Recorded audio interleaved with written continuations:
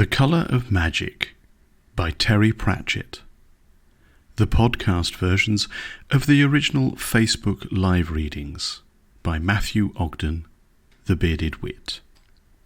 Please bear in mind, as usual, that these are live recordings, so there are the odd fluff here and there, the odd stumble, and quite often laughter, as the reader appreciates the humour along with you, the listener. Don't forget to like, share, and make sure that absolutely everybody you know that might like this is aware of these recordings. Thanks very much. Before we start, I'd really appreciate it if you could take some time to go over to patreon.com/thebeardedwit and sign up to become a patron. You can do that from as little as $5 a month, which is the price for a good cup of coffee, or even a bad cup of coffee some places. But it does mean that with that support I'm able to keep doing this stuff, and this is exclusively funded by the support that I get through Patreon. Also, if you're listening to this on Spotify or on Apple or on Google podcasts, wherever you are, please do give me a follow and a like. And if you do, if you're not listening on Spotify but you have access to Apple and other things like that, please go over to those podcast things and give me a like and a follow and a rating, because that's going to help so much with the organic growth of the podcast. So if you could do those things for me, that would be fabulous. Oh, also, you could go over to YouTube and find me there as well and do the same. Basically do all those groovy things. All right, enough of that, Matthew. Calm down. On with the podcast. Thanks a lot, everyone. Part 7. If you are able to sign up and become a patron, that would be great. That's patreon.com/thebeardedwit. It means a huge amount, and it makes a huge difference and supports everything that I'm doing. There is a lot of exciting stuff in the pipeline. I will be doing some sort of the long-awaited. It's been 2 years a year and a half in the planning, but I am going to be doing the Rats in the Walls sort of ghosts and gothic horror podcast starting fairly soon. And I've got a lot of content lined up for that. So that will be happening too. But of course, I'll continue the live stuff with all of the Pratchett material. We've only got about 40 books or so to get through, so I think maybe we'll be all right. I think we'll be okay for content on that. If you're happy with that. So yes, go over to patreon.com/thebeardedwit and sign up. That would be great. Thanks very much. Also, yes, one other favour. If you do listen to the podcast versions of these, and you get it on Spotify or whatever, that's fantastic. But would you also do me a favour, if you have it and you are an Apple person, and go to Apple Podcasts and just give me a follow and a thumbs up and a rating and a review. I mean, you don't have to put a review, but just rate the show there on the Bearded Wit, and also the Giggle Fix podcasts over on Apple, if you are an Apple user. If you're also a Google user, Google Podcasts, or you have that facility, if you can do that there, it just helps with organic reach, and it means that the more people that like the content that I'm producing, the more it gets up in the ratings. This is where the algorithms work and all that kind of malarkey. So if you are able to go over to that, that would be brilliant. If you don't have Apple, that's fine, I understand. But if you have Google, or if you have it on Spotify, give me a thumbs up, give me a follow, because it all boosts it, and it makes a huge difference. So if you could do that, I'd appreciate it. Okay. Enough of that rubbish. Let's do a quick recap. We are in the first book of... Oh, no, actually, that's a good point. I haven't got Discord. I should do that, shouldn't I, Peggy? Maybe I should. I'm just trying to juggle all the different channels. But yeah, that's not a bad idea. Maybe Twitch as well. I don't know. I don't think I'm the right shape for Twitch. He said cynically. No. So, yes. First book, The Colour of Magic, Terry Pratchett. I am a huge fan of Terry Pratchett. Delighted now, having done the Douglas Adams stuff, that we're into this. And so The Colour of Magic. We have got familiar with our... the word hero is a bit of an overstatement, really, for Rincewind. If he is a hero, he's very reluctant. And our hopelessly naive Twoflower, the lovely four-eyed, literally, four-eyed visitor from the counterweight continent. They've gone through some various things. They've just defeated Bel-Shamharoth, more by luck than judgment, mainly because of the camera that they've got, that Twoflower's got with him. But they've kind of, as I say in the title of this, they've gone from the frying pan into the fire, in that they've just beaten Bel-Shamharoth, but now they've been sort of attacked by dragons. I mean, how much bad luck can two people have? Hrun and Twoflower have been borne off on the wings of some dragons, and Rincewind has been doing his very best to not be a hero. But Hrun, either by luck or by design, dropped Kring, his magical sword, and Kring has decided, being a magical sword that lives in various different dimensions simultaneously, that he will do his best to turn Rincewind into a hero, because Rincewind has very well developed self-preservation qualities and would normally just bugger off at this point and leave Twoflower and Hrun to whatever fate they have in store. So Kring has decided otherwise, and as we closed at the end of last week's, or the week before's reading, Rincewind had said, I don't know how to be a hero. And Kring said, I propose to teach you.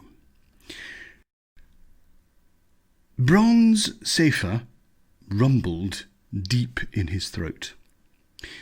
Cassidra, the dragon rider, leaned forward and squinted across the clearing. I see him, he said. He swung himself down easily from branch to branch and landed lightly on the tussocky grass, drawing his sword. He took a long look at the approaching man, who was obviously not keen on leaving the shelter of the trees. He was armed, but the dragon rider observed with some interest the strange way in which the man held the sword in front of him at arm's length, as though embarrassed to be seen in its company. Cassidra hefted his own sword and grinned expansively as the wizard shuffled towards him, and then he leapt. Later, he remembered only two things about the fight. He recalled the uncanny way in which the wizard's sword curved up and caught his own blade with a shock that jerked it out of his grip. The other thing, and it was this, he averred, that led to his downfall, was that the wizard was covering his eyes with one hand. Cassidra jumped back to avoid another thrust and fell full length on the turf. With a snarl, Safer unfolded his great wings and launched himself from his tree. A moment later, the wizard was standing over him, shouting, "Tell it if it singes me, I'll let the sword go. I will let it go. So tell it." The tip of the black sword was hovering over Cassidra's throat. What was odd was that the wizard was obviously struggling with it, and it appeared to be singing to itself. "Safer!" Cassidra shouted.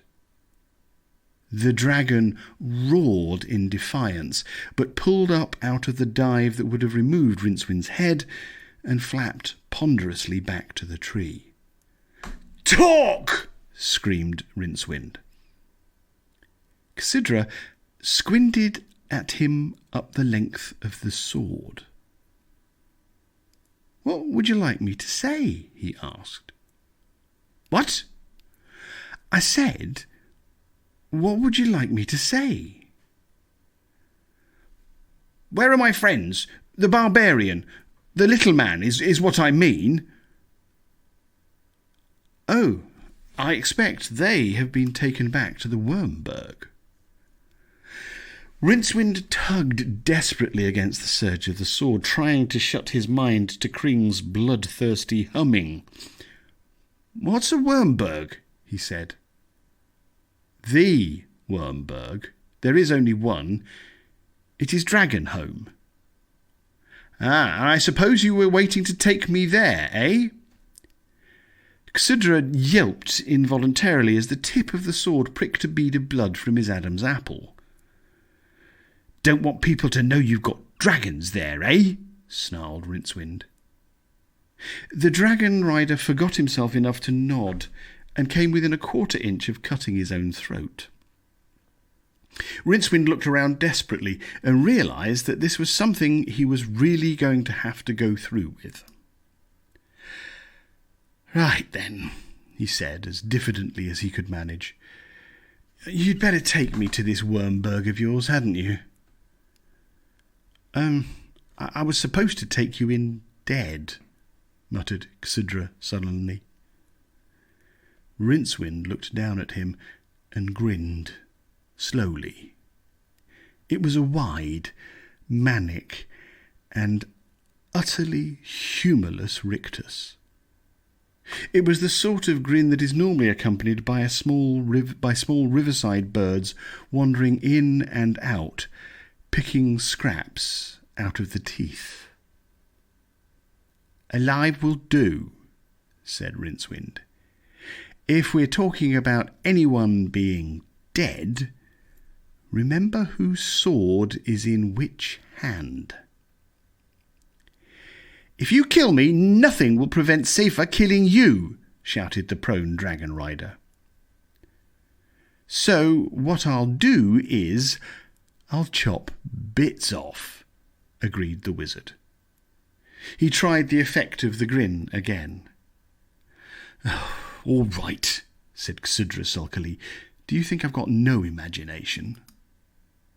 He wriggled out from under the sword and waved at the dragon, which took wing again and glided in towards them. Rincewind swallowed. "Oh, you mean we've got to go on that?" he said. Ksidra looked at him scornfully, the point of Kring still aimed at his neck. How else would anyone get to the Wyrmberg? "I don't know," said Rincewind. "How else?" "I mean, there is no other way. It's flying or nothing." Rincewind looked again at the dragon before him. He could quite clearly see through it to the crushed grass on which it lay, but when he gingerly touched a scale that was a mere golden sheen on thin air, it felt solid enough. Either dragons should exist completely or fail to exist at all, he felt. A dragon only half existing was worse than the extremes.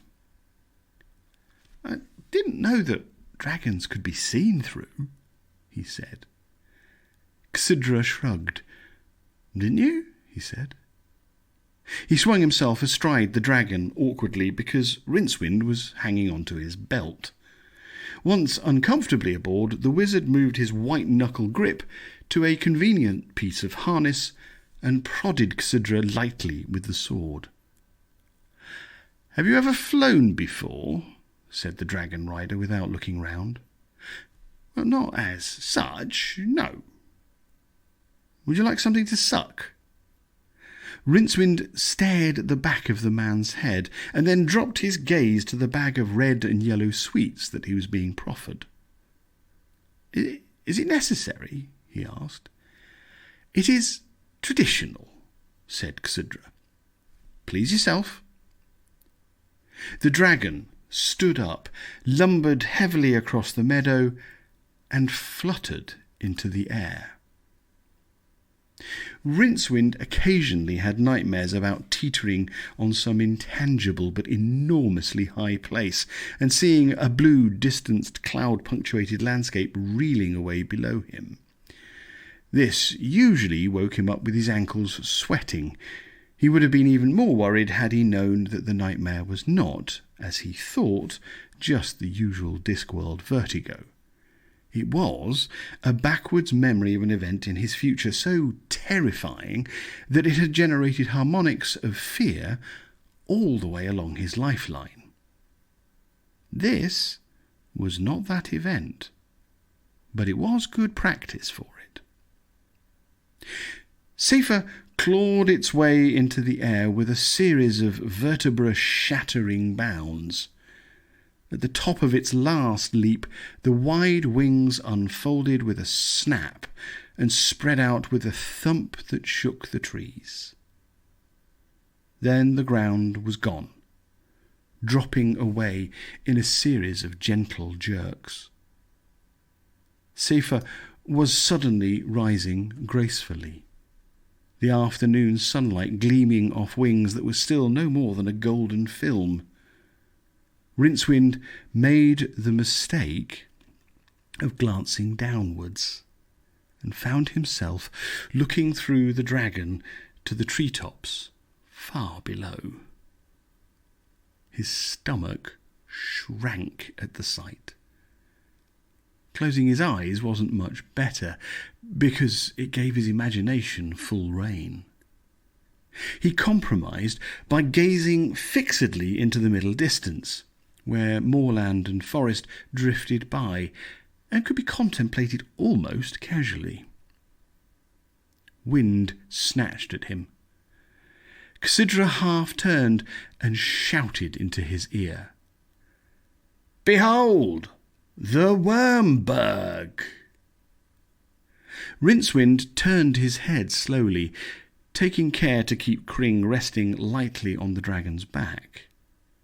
His streaming eyes saw the impossibly inverted mountain rearing out of the deep forested valley like a trumpet in a tub of moss. Even at this distance he could make out the faint octarine glow in the air that must be indicating a stable magic aura of at least, he gasped, several milliprime, at least. "Oh, no," he said. Even looking at the ground was better than that. He averted his eyes quickly and realized that he could now no longer see the ground through the dragon. As they glided around in a wide circle towards the Wyrmberg, it was definitely taking on a more solid form, as if the creature's body was filling with a gold mist. By the time the Wyrmberg was in front of them, swinging wildly across the sky, the dragon was as real as rock. Rincewind thought he could see a faint streak in the air, as if something from the mountain had reached out and touched the beast.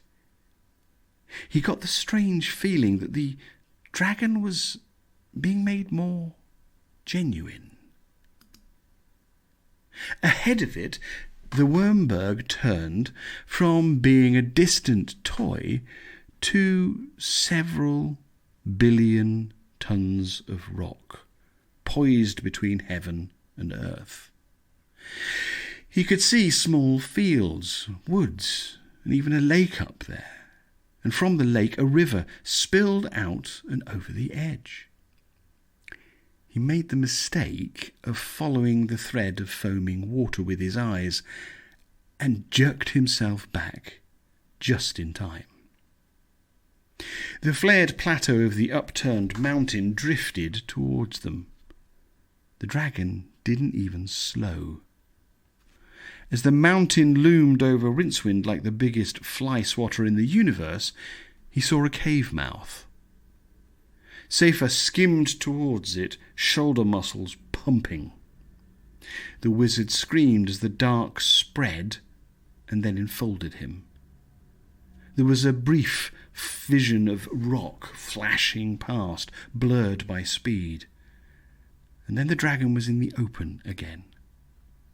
It was inside a cave, but bigger than any cave had a right to be.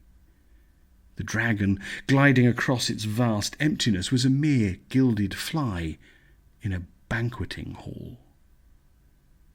There were other dragons, gold, silver, black, white, flapping across the sun-shafted air on errands of their own or perched on outcrops of rock. High in the domed roof of the cavern, scores of others hung from huge rings, their wings wrapped bat-like around their bodies. There were men up there too. Rincewind swallowed hard when he saw them, because they were walking on that broad expanse of ceiling like flies. Then he made out the thousands of tiny rings that studded the ceiling. A number of inverted men were watching Seifer's flight with interest. Rincewind swallowed again. For the life of him, he couldn't think of what to do next. I do. A quick slurp of tea.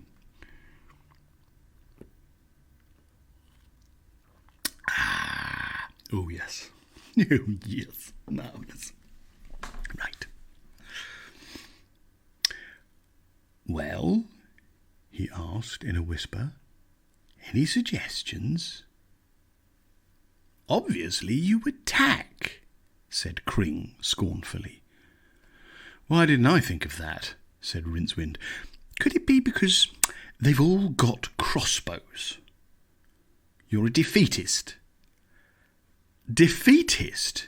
That is because I'm going to be defeated. You're your own worst enemy, Rincewind, said the sword. Rincewind looked up at grinning men. You want to bet? He said wearily. Before Kring could reply, Seifer reared in mid-air and alighted on one of the large rings, which rocked alarmingly. Would you like to die now or surrender first? Asked Xidra calmly.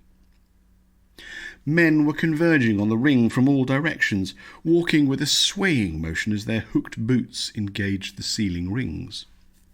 There were more boots on a rack that hung in a small platform built on the side of the perch ring.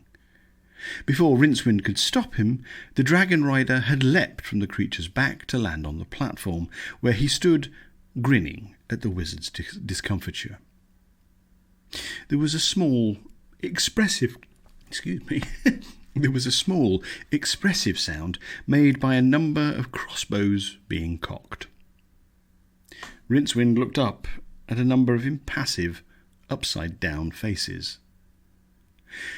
The dragon folk's taste in clothing didn't run to anything much more imaginative than a leather harness studded with bronze ornaments. Knives and sword sheaths were worn inverted. Those who were not wearing helmets let their hair flow freely, so that it moved like seaweed in the ventilation breeze near the roof. There were several women among them. The inversion did strange things to their anatomy. Rincewind stared. Surrender, said Xidra again. Rincewind opened his mouth to do so. Kring hummed a warning, and agonizing waves of pain shot up his arm. Never, he squeaked. The pain stopped. Of course he won't, boomed an expansive voice behind him. He's a hero, isn't he? Rincewind turned and looked into a pair of hairy nostrils. They belonged to a heavily built young man, hanging nonchalantly from the ceiling by his boots. What's your name, hero? Said the man, so that we know who you were. Agony shot up Rincewind's arm. I'm Rincewind of Ankh, he managed to gasp.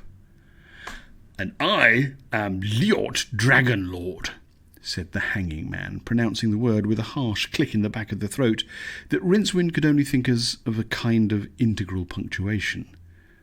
You have come to challenge me in mortal combat. Well, no, I didn't. You are mistaken. Xidra, help our hero into a pair of hook boots. I am sure he is anxious to get started. No, look, I just came here to find my friends. I'm sure there's no... Rincewind began as the dragon rider guided him firmly onto the platform, pushed him into a seat, and proceeded to strap hook boots to his feet. Hurry up, Xidra. We mustn't keep our hero from his destiny, said Ljord. Look, I expect my friends are happy enough to be here, so if you could just set me down somewhere. You will see your friends soon enough, said the Dragon Lord airily. If you are religious, I mean. None who enter the Wyrmberg ever leave again, except metaphorically, of course. Show him how you reach the rings, Xidra.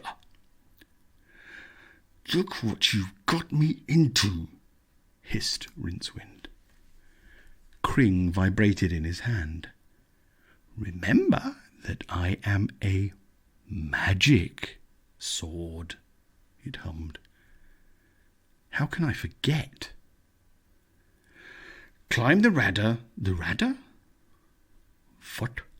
Climb the ladder and grab a ring, said the dragon rider. Then bring your feet up until the hooks catch. He helped the protesting wizard climb until he was hanging upside down, robe tucked into his breeches, Kring dangling from one hand. At this angle the dragon folk looked reasonably bearable, but the dragons themselves, hanging from their perches, loomed over the scene like immense gargoyles. Their eyes glowed with interest. Attention, please, said Ljord. A dragon rider handed him a long shape wrapped in red silk. We fight to the death, he said. Yours. And I suppose if I win, I earn my freedom, said Rincewind, without much hope. Ljord indicated the assembled dragon riders with a tilt of his head. Don't be naive, he said. Rincewind took a deep breath. I suppose I should warn you, he said, his voice hardly quavering at all, that this is a magic sword. Ljord let the red silk wrapping drop away into the gloom and flourished a jet-black blade. Runes glowed on its surface.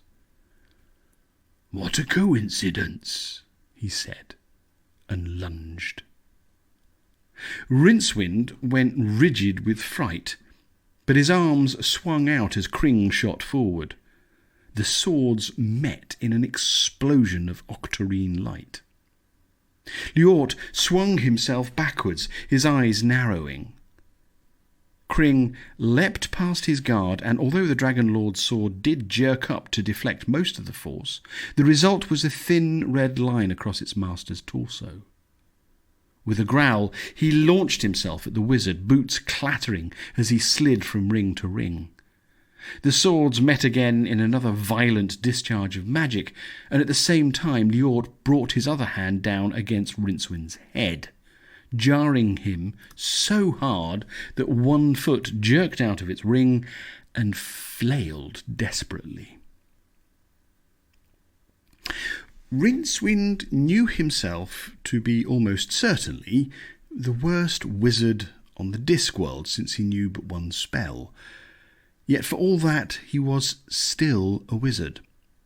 And thus, by the inexorable laws of magic, this meant that upon his demise, it would be Death himself who appeared to claim him, instead of sending one of his numerous servants, as is usually the case. Thus it was that, as a grinning Ljord swung back and forth and brought his sword around in a lazy arc, time ran into treacle. To Rincewind's eyes, the world was suddenly lit by a flickering octarine light, tinged violet as photons impacted on the sudden magical aura. Inside it, the Dragon Lord was a ghastly-hued statue, his sword moving at a snail's pace in the glow. Beside Liort was another figure, visible only to those who can see into the extra 4 dimensions of magic. It was tall and dark and thin, and against a sudden night of frosty stars, it swung a 2-handed scythe of proverbial sharpness. Rincewind ducked. The blade hissed coldly through the air beside his head and entered the rock of the cavern roof without slowing.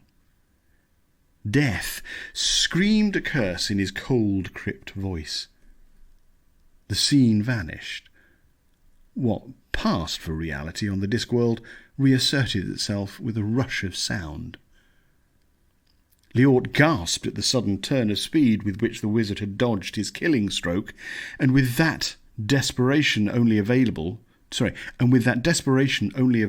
the really terrified, Rincewind uncoiled like a snake and launched himself across the space between them. He locked both hands around the Dragon Lord's sword arm and wrenched. It was at that moment that Rincewind's one remaining ring, already overburdened, slid out of the rock with a nasty little metal sound. He plunged down, swung wildly, and ended up dangling over a bone-splintering death, with his hands gripping the Dragon Lord's arm so tightly that the Dragon Lord screamed. Liort looked up at his feet. Small flakes of rock were dropping out of the roof around the ring pitons. "Let go, damn you!" he screamed, "or we'll both die!" Rincewind said nothing. He was concentrating on maintaining his grip and keeping his mind closed to the pressing images of his fate on the rocks below. "Shoot him!" bellowed Liort. Out of the corner of his eye, Rincewind saw several crossbows levelled at him. Liort chose that moment to flail down with his free hand, and a fistful of rings stabbed into the wizard's fingers. He let go. "Oh my God!" Morty.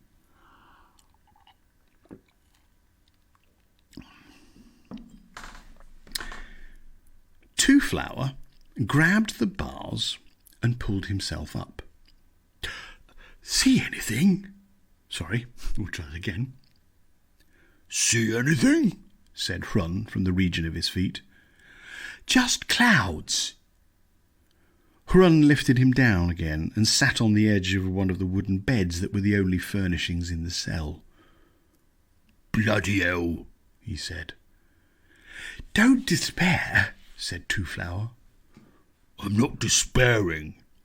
I expect it's all some sort of misunderstanding. I expect they'll release us soon. They seem very civilized." Hrun stared at him from under bushy eyebrows. He started to say something, and then appeared to think better of it. He sighed instead. "And when we get back, we can say we've seen dragons," Twoflower continued. "What about that, eh?"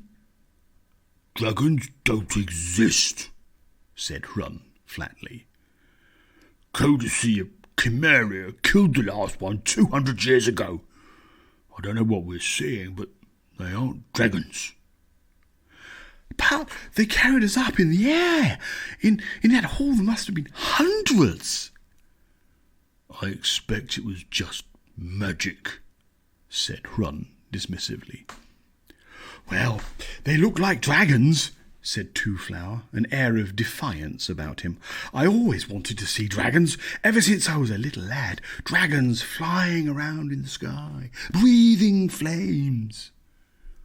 They just used to crawl around in swamps and stuff, and all they breathed was stink," said Hrun, lying down in the bunk. "They weren't very big either. They used to collect firewood." "I heard they used to collect treasure," said Twoflower. "And firewood. Hey," Hrun added, brightening up, "did you notice all those rooms they put us through? Pretty impressive, I thought. Lots of good stuff about, plus some of those tapestries have got to be worth a fortune." He scratched his thin chin thoughtfully, making a noise like a porcupine shouldering its way through a gorse bush. "What happens next?" asked Twoflower. Hrun screwed a finger in his ear and inspected it absently. That's an odd sentence. It sounds like he's pushed it so far into his head that he can actually inspect it from the inside. Never mind. "Oh," he said, "I expect in a minute the door will be flung back and I'll be dragged off to some sort of temple arena where I'll fight maybe a couple of giant spiders and an 8-foot slave from the jungles of Clutch, and then I'll rescue some kind of a princess from an altar, kill off a few guards and whatever, and then this girl will show me a secret passage out of the place and we'll liberate a couple of horses and escape with the treasure." Hrun leaned his head back on his hands and looked at the ceiling, whistling tunelessly. "All that?" said Twoflower. "Usually." Twoflower sat down on his bunk and tried to think. This proved difficult because his mind was awash with dragons. Dragons. Ever since he was 2 years old, he had been captivated by the pictures of the fiery beasts in the Octarine fairy book. His sister had told him they didn't really exist, and he recalled the bitter disappointment. If the world didn't contain those beautiful creatures, he decided, it wasn't half the world it ought to be.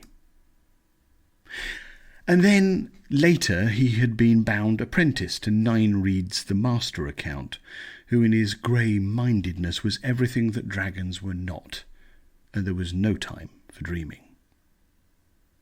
But there was something wrong with these dragons. They were too small and sleek compared to the ones in his mind's eye.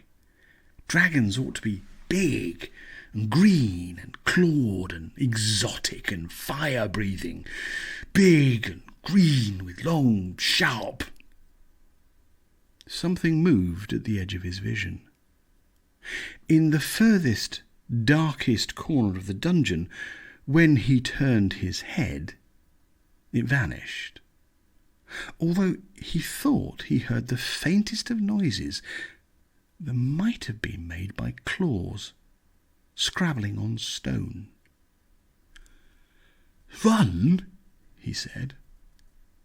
There was a snore from the other bunk. Twoflower padded over to the corner, poking gingerly at the stones in case there was a secret panel. At that moment, the door was flung back, thumping against the wall. 6 guards hurtled through it, spread out and flung themselves down on one knee. Their weapons were aimed exclusively at Hrun. When he thought about this later, Twoflower felt quite offended. Hrun snored. A woman strode into the room. Not many women can stride convincingly, but she managed it. She glanced briefly at Twoflower, as one might look at a piece of furniture, and then glared down at the man on the bed. She was wearing the same sort of leather harness that the dragon riders had been wearing, but in her case it was predictably much briefer. That, and the magnificent mane of chestnut-red hair that fell to her waist, was her only concession to what, even on the disc world, passed for decency. She was also wearing a thoughtful expression. Hrun made a glubbing noise, turned over and slept on. With a careful movement, as though handling some instrument of rare delicacy, the woman drew a slim black dagger from her belt and suddenly stabbed downward. Before it was halfway through its arc, Hrun's right hand moved so fast that it appeared to travel between 2 points in space without at any time occupying the intervening air. It closed around the woman's wrist with a dull smack. His other hand groped feverishly for a sword that wasn't there. Hrun awoke. He said, looking up at the woman with a puzzled frown. Then he caught sight of the bowman. "Let go," said the woman, in a voice that was calm and quiet and edged with diamonds. Hrun released his grip slowly. She stepped back, massaging her wrist and looking at Hrun in much the same way that a cat watches a mouse hole. "So," she said at last, "you passed the first test. What is your name, barbarian?" "Who are you calling a barbarian?" snarled Hrun. "That is what I want to know." Hrun counted the bowman slowly and made a brief calculation. His shoulders relaxed. "I am Hrun of Chimeria. And you?" "Liessa Dragon Lady." "You are the lord of this place?" "That remains to be seen. You have the look about you of a hired sword, Hrun of Chimeria. I could use you, if you pass the tests, of course. There are 3 of them. You have passed the first." "What are the other?" Hrun paused. His lips moved soundlessly, and then he hazarded, 2? "Perilous." "And the fee?" "Valuable." Excuse me," said Twoflower. "And if I fail these tests?" said Hrun, ignoring him. The air between Hrun and Liessa crackled with small explosions of charisma as their gazes sought for a hold. "If you had failed the first test, you would now be dead. This may be considered a typical penalty." Look," began Twoflower.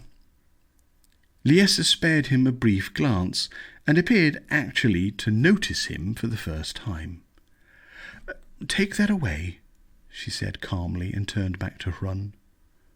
2 of the guards shouldered their bows, grasped Twoflower by the elbows and lifted him off the ground. Then they trotted smartly out through the doorway. Hey," said Twoflower as they hurried down the corridor outside. "Where," as they stopped in front of another door, "is my," as they dragged the door open, "luggage?" He landed in a heap of what might have once been straw. The door banged shut, its echoes punctuated by the sound of bolts being slammed home. In the other cell, Hrun had barely blinked. "Okay," he said. "What is the second test?" "You must kill my 2 brothers." Hrun considered this. "Both at the same time or one after the other?" he said. "Consecutively or concurrently," she assured him. "What?" "Just kill them," she said sharply. "Good fighters, are they?" "Renowned." "So, in return for all this—" "You will wed me and become Lord of the Wyrmberg." There was a long pause. Hrun's eyebrows twisted themselves in unaccustomed calculation. I get you and this mountain," he said at last. Yes. She looked him squarely in the eye, and her lips twitched. The fee is worthwhile, I assure you. Hrun dropped his gaze to the rings on her hand. The stones were large, being in the incredibly rare blue milk diamond kind from the clay basins of Mythos. When he managed to turn his eyes from them, he saw Liessa glaring down at him in fury. "So calculating?" she rasped. "Hrun the barbarian who would boldly walk into the jaws of death himself?" Hrun shrugged. "Sure.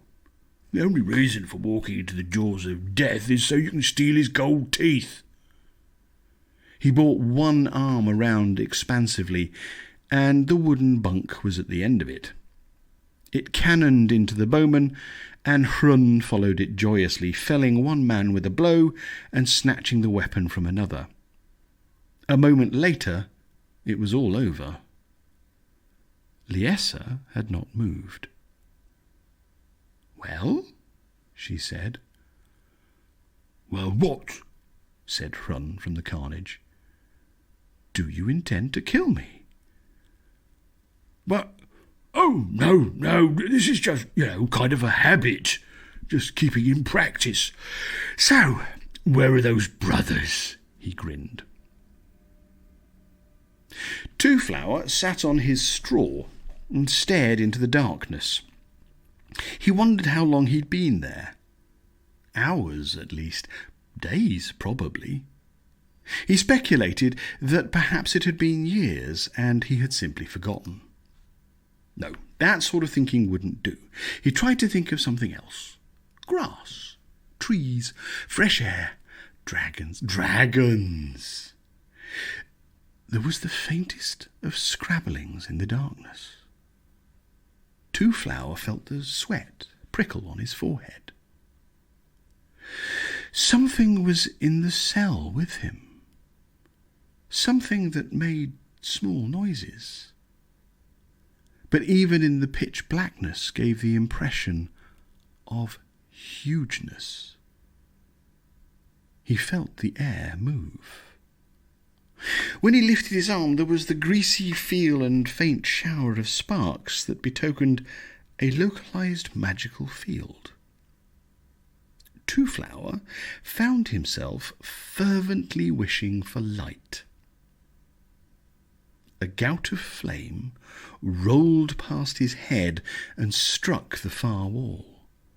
As the rocks flashed into furnace heat, he looked up at the dragon that now occupied more than half the cell. "I obey, Lord," said a voice in Twoflower's head. By the glow of the crackling, spitting stone, Twoflower looked into his own reflection in two enormous green eyes. Beyond them the dragon was as multi-hued, horned, spiked, and lithe as the one in his memory. A real dragon. Its folded wings were nevertheless still wide enough to scrape the wall on both sides of the room. It lay with him between its talons. "Obey?" he said, his voice vibrating with terror and delight. "Of course, Lord." The glow faded away. Twoflower pointed a trembling finger at where he remembered the door to be and said, "Open it." The dragon raised its huge head. Again the ball of flame rolled out, but this time, as the dragon's neck muscles contracted, its colour faded from orange to yellow, from yellow to white, and finally to the faintest of blues. By that time the flame was also very thin, and where it touched the wall the molten rock spat and ran. When it reached the door, the metal exploded into a shower of hot droplets. Black shadows arced and jiggered over the walls. The metal bubbled for an eye-aching moment, and then the door fell in 2 pieces in the passage beyond. The flame winked out with a suddenness that was almost as startling as its arrival. Twoflower stepped gingerly over the cooling door and looked up and down the corridor. It was empty. The dragon followed. The heavy door frame caused it some minor difficulty, which it overcame with a swing of its shoulders that tore the timber out and tossed it to one side. The creature looked expectantly at Twoflower, its skin rippling and twitching as it sought to open its wings in the confines of the passage. How did you get in there?" said Twoflower. "You summoned me, master." I don't remember doing that." "In your mind. You called me up in your mind," thought the dragon patiently. You mean I just thought of you and there you were?" "Yes." "It was magic?" "Yes." "But I've thought about dragons all my life." "In this place, the frontier between thought and reality is probably a little confused. All I know is that once I was not, and then you thought me, and then I was. Therefore, of course, I am yours to command." "Good grief!" 6 guards chose that moment to turn the bend in the corridor. They stopped, open-mouthed. Then one remembered himself sufficiently to raise his crossbow and fire. The dragon's chest heaved. The quarrel exploded into flaming fragments in mid-air. The guards scurried out of sight. A fraction of a second later, a wash of flame played over the stones where they had been standing. Twoflower looked up in admiration. "Can you fly too?" he said. "Of course." Twoflower glanced up and down the corridor and decided against following the guards. Since he knew himself to be totally lost already, any direction was probably an improvement. He edged past the dragon and hurried away, the huge beast turning with difficulty to follow him. They padded down a series of passages that crisscrossed like a maze.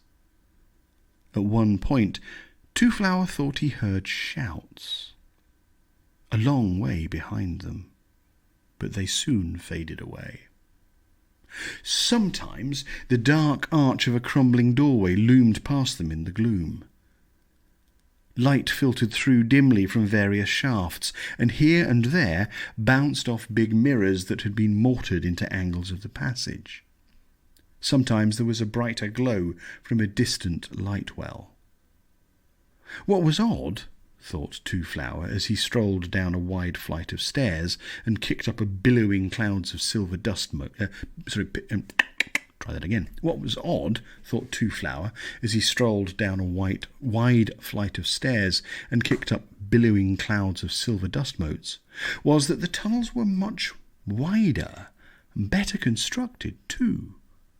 There were statues in niches set in the walls, and here and there faded but interesting tapestries had been hung. They mainly showed dragons by the 100, in flight or hanging from their perch rings, dragons with men on their backs, hunting down deer and sometimes other men. Twoflower touched one tapestry gingerly. The fabric crumbled instantly in the hot, dry air, leaving only a dangling mesh where some threads had been plaited with fine gold wire. "I wonder why they left all this," he said. "I don't know," said a polite voice in his head. He turned and looked up into the scaly horse face above him. "What is your name, dragon?" said Twoflower. "I don't know." "I think I shall call you Nine Reeds." "That is my name, then." They waded through the all-encroaching dust in a series of huge dark pillared halls which had been carved out of the solid rock. With some cunning, too, from floor to ceiling the walls were a mass of statues, gargoyles, bas-reliefs and fluted columns that cast weird moving shadows when the dragon gave an obliging illumination at Twoflower's request. They crossed the lengthy galleries and vast carven amphitheatres, all awash with deep, soft dust and completely uninhabited. No one had come to these dead caverns in centuries. Then he saw the path leading away into yet another dark tunnel mouth. Someone had been using it regularly, and recently. There was a deep, narrow trail in the grey blanket of dust. Twoflower followed it. It led through still more lofty halls and winding corridors, quite big enough for a dragon. And dragons had come this way once, it seemed. There was a room full of rotting harness, dragon-sized, and another room containing plate armour and chain mail big enough for elephants. They ended in a pair of green bronze doors, each so high that they disappeared into the gloom. In front of Twoflower, at chest height, was a small handle-shaped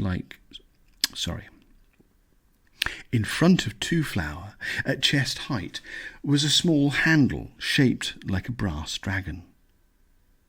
When he touched it, the doors swung open instantly, and with a disconcerting noiselessness. Instantly, sparks crackled in Twoflower's hair, and there was a sudden gust of hot, dry wind that didn't disturb the dust in the way that an ordinary wind should, but instead whipped it up momentarily into unpleasantly half-living shapes before it settled again. In Twoflower's ears came the strange, shrill twittering of the things locked in the distant dungeon dimensions, out beyond the fragile lattice of time and space. Shadows appeared where there was nothing to cause them. The air buzzed like a hive. In short, there was a vast discharge of magic going on around him. The chamber beyond the door was lit by a pale green glow. Stacked around the walls, each on its own marble shelf, were tier upon tier of coffins. In the centre of the room was a stone chair on a raised dais, and it contained a slumped figure which did not move, but said in a brittle, old voice, "Come in, young man." Twoflower stepped forward. The figure in the seat was human, as far as he could make out in the murky light, but there was something about the awkward way it was sprawled in the chair that made him glad he couldn't see it any clearer. "I'm dead, you know," came a voice from what Twoflower fervently hoped was a head, in conversational tones. "I expect you can tell." Said Twoflower. "Yes." He began to back away. "Obvious, isn't it?" agreed the voice. "You'd be Twoflower, wouldn't you? Or is that later?" "Later?" said Twoflower. "Later than what?" He stopped. "Well," said the voice, "you see, one of the disadvantages of being dead is that one is released, as it were, from the bonds of time, and therefore I can see everything that has happened or will happen all at the same time. except that, of course, I now know that time does not, for all practical purposes, exist." "That doesn't sound like a disadvantage," said Twoflower. "You don't think so? Imagine every moment being at one and the same time a distant memory and a nasty surprise, and you'll see what I mean. Anyway, I now recall what it was I am about to tell you. Or have I already done so? That's a fine-looking dragon, by the way. Or don't I say that yet?" It is rather good. It just turned up," said Twoflower. "It turned up," said the voice. "You summoned it?" "Yes. Well, all I did... You have the power. All I did was think of it. That's what the power is. Have I already told you that I am Gratia the First? Or is that next? I'm sorry, but I haven't had too much experience of transcendence. Anyway, yes, the power. It summons dragons, you know." I think you already told me that," said Twoflower. "Did I? I certainly intended to," said the dead man. "But how does it? I've been thinking about dragons all my life, but this is the first time one's actually turned up." "Oh, well, you see, the truth of the matter is that dragons have never existed as you, and until I was poisoned some 3 months ago, I understand existence. I'm talking about the true dragon, Draconis nobilis, you understand. The swamp dragon, Draconis vulgaris, is a base creature and not worth our consideration. A true dragon, on the other hand, is a creature of such refinement of spirit that they can only take on form in this world if they are conceived by the most skilled imagination. And even then, the said imagination must be in some place heavily impregnated with magic, which helps to weaken the walls between the world of the seen and the unseen. Then the dragons pop through, as it were, and impress their form on this world's possibility matrix. I was very good at it when I was alive. I could imagine up to 500 dragons at a time. Now, yes, the most skilled of my children can barely imagine 50 rather nondescript creatures. So much for a progressive education. She doesn't really believe in them. That's why our dragons are all rather boring. While yours, said the voice of Gratia, is almost as good as some of mine used to be. Sight for sore eyes. Well, not that I have any to speak of now. Twoflower said hurriedly, You keep saying you're dead. Well, I mean, the dead, they, don't talk much, as a rule. I used to be an exceptionally powerful wizard. My daughter poisoned me, of course. It's the generally accepted method of succession in our family. But, the corpse sighed, or at least a sigh came from the air a few feet above it. It soon became obvious that none of my 3 children is sufficiently powerful to wrest the lordship? Sorry.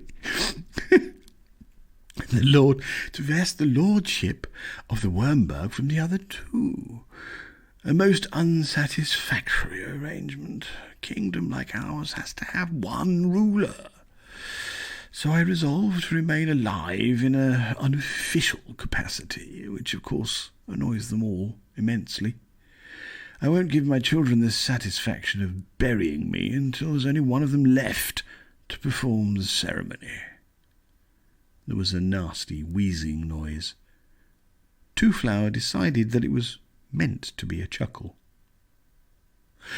So it was one of them that kidnapped us, said Twoflower.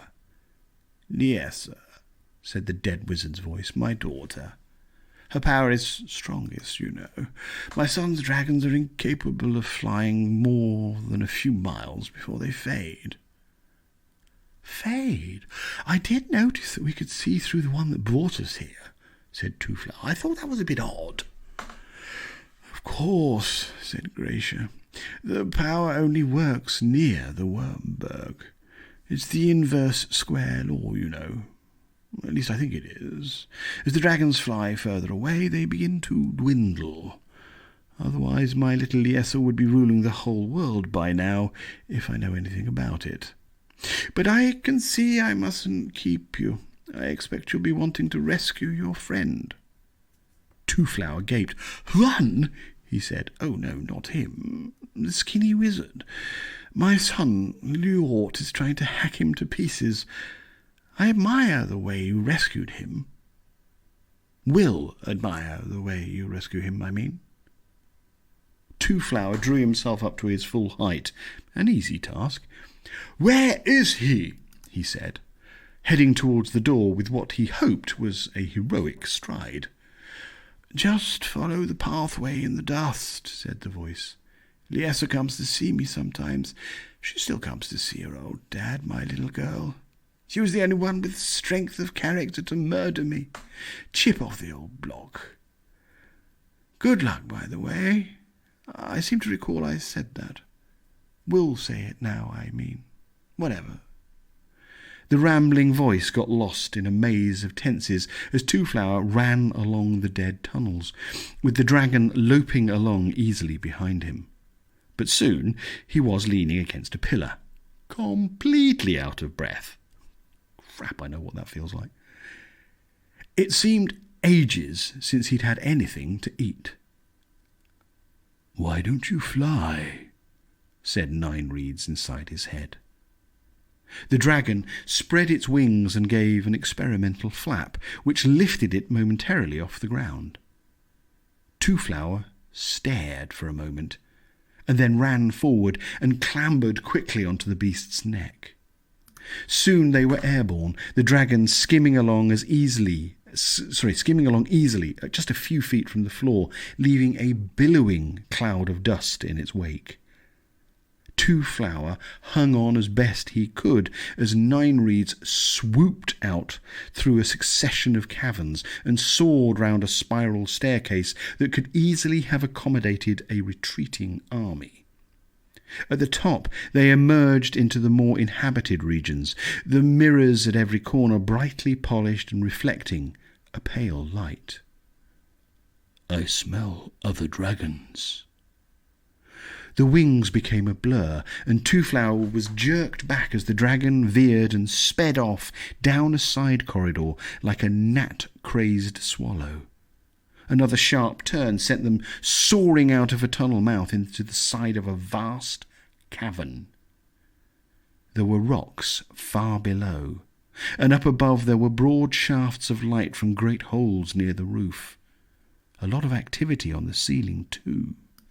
As Nine Reeds hovered, thumping the air with his wings, Twoflower peered up at the shapes of roosting beasts and tiny man-shaped dots that were somehow walking upside down.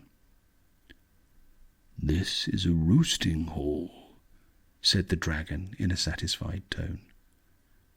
As Twoflower watched, one of the shapes far above detached itself from the roof and began to grow larger. Rincewind watched as Liort's pale face dropped away from him. This is funny, gibbered a small part of his mind. Why am I rising? Then he began to tumble in the air, and reality took over. He was dropping to the distant guano-speckled rocks. His brain reeled with the thought. The words of the spell picked just that moment to surface from the depths of his mind, as they always did in times of crisis. Why not say us? They seemed to urge. What have you got to lose? Rincewind waved a hand in the gathering slipstream. Ashonai, he called. The word formed in front of him in a cold blue flame that streamed in the wind. He waved the other hand, drunk with terror and magic. Ibiris, he intoned. The sound froze into a flickering orange word that hung beside its companion. Shoring, Kvanti, Python, Ungurad, Feringomali. As the words blazed their rainbow colours around him, he flung his hands back and prepared to say the eighth and final word that would appear in coruscating octarine and seal the spell. The imminent rocks were forgotten. He began. The breath was knocked clean out of him, the spell scattered and snuffed out. A pair of arms locked around his waist, and the whole world jerked sideways as the dragon rose out of its long dive, claws grazing just for a moment the topmost rock on the Wyrmberg's noisome floor. Twoflower laughed triumphantly. Got him! And the dragon, curving gracefully at the top of his flight, gave a lazy flip of his wings and soared through a cave mouth into the morning air.